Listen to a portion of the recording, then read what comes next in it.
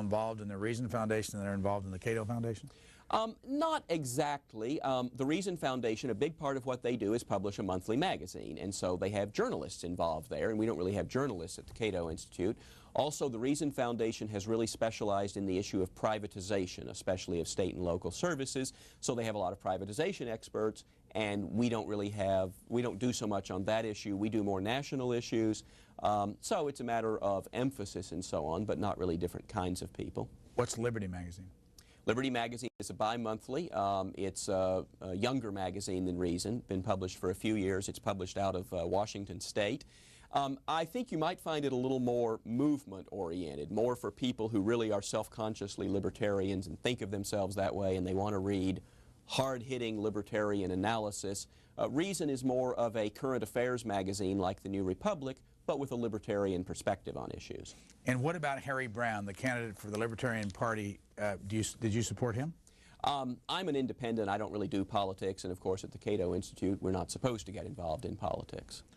But do people at the Cato Institute, you know, on their I mean, from what you heard around the, you know, your organization, do they like the idea there's a Libertarian Party, and does somebody like Harry Browne represent their thoughts? I think it's certainly fair to say that Harry Browne was an articulate exponent of ideas that most of the people at Cato would also agree with. Some people at Cato are Republicans because they think that's the best place to advance ideas of free markets and civil society. A few are Democrats because they're more interested in issues of civil liberties, of peace. Some are members of the Libertarian Party, and a lot of us, as I say, are independents. We find ourselves kept pretty busy putting out books and studies and talking about ideas without getting involved in electoral politics. And I think a lot of libertarians these days are particularly interested in issue politics rather than candidate politics. So they're active in taxpayer groups, in drug policy reform groups, in term limits advocacy, things like that. Who's the best known academic today that's a libertarian? I would say probably Milton Friedman. Richard Epstein at the University of Chicago Law School is certainly another. Robert Nozick at Harvard University wrote a book called Anarchy, State, and Utopia, which is very important, which is excerpted in the Libertarian Reader. I'm not sure if he calls himself a libertarian these days. Nozick is a very interesting guy. He writes a book, he gets intensely into a subject, and then he moves on to different subjects. So in the 20 years since he wrote Anarchy, State, and Utopia, he hasn't written about political philosophy. He's written about other things. In this primer that you have, not the primer, the Libertarian Reader, you have a lot of different articles in here, and you have something from The Nation. And The Nation was magazine. The Nation was a libertarian magazine in the first half of its life. I believe it was founded around the time of the Civil War, and throughout the 19th century it was a classical liberal magazine. It advocated free markets, the rule of law, decolonization, international peace, but very much free markets. And so there's an essay there actually written in The Nation in 1900 looking back on the 19th century and saying, look at the tremendous achievements that free people, freed from vexatious meddling of governments, have been able to produce. But alas, today it seems that people have forgotten the principles of the Declaration of Independence that brought us to this happy state, and we are going to be doomed to a century of war and statism before we get back on the path. And that was pretty prescient. We have been through a 20th century with a lot of war and a lot of statism because we forgot the principles of the Declaration of Independence. Thomas Paine has a piece in here. Thomas Paine, one of the great libertarians of all time. One of the interesting things about Tom Paine, he's known as a rabble-rousing writer. Everybody reads Common Sense when they're in college. Common Sense is a great essay. One of the great things about Thomas Paine is that he put together two elements of libertarian theory. One is the theory of justice, of individual rights, that adult individuals have the right to live their life the way they want to. The other is a theory called spontaneous order, the theory of the self-regulating society. It's, as academics would say, it's not the normative theory, it's the positive theory. It observes the world and says, if you leave people alone to trade and exchange and make their own decisions, a self-regulating order will emerge. You don't need the government to create order, order emerges.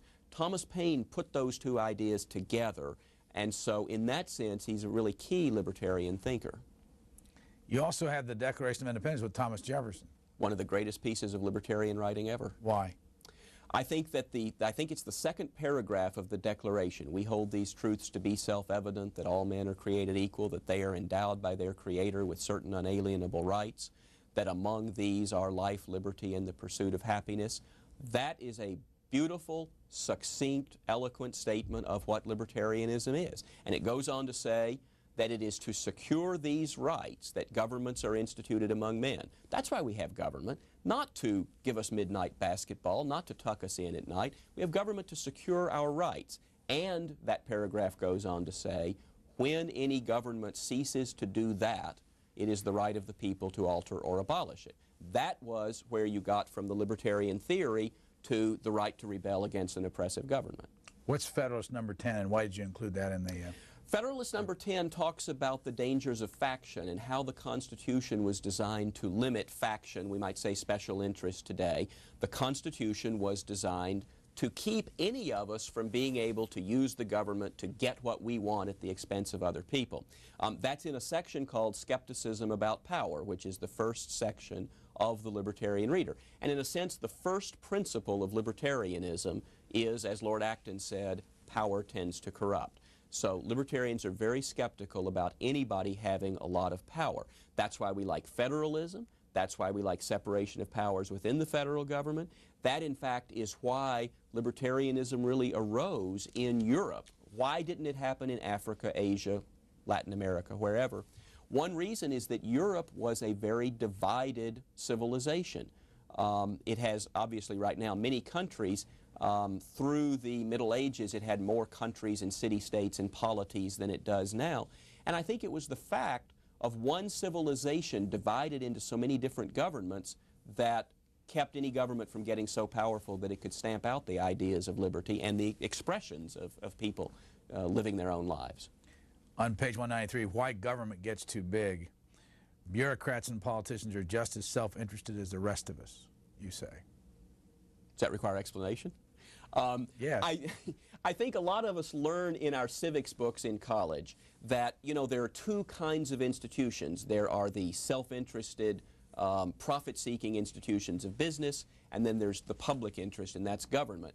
But some great, actually, Thomas Jefferson sort of refuted that 200 years ago, but more recently, James Buchanan and Gordon Tullock and some of their colleagues in the Public Choice School of Economics and Politics said, well, wait a minute.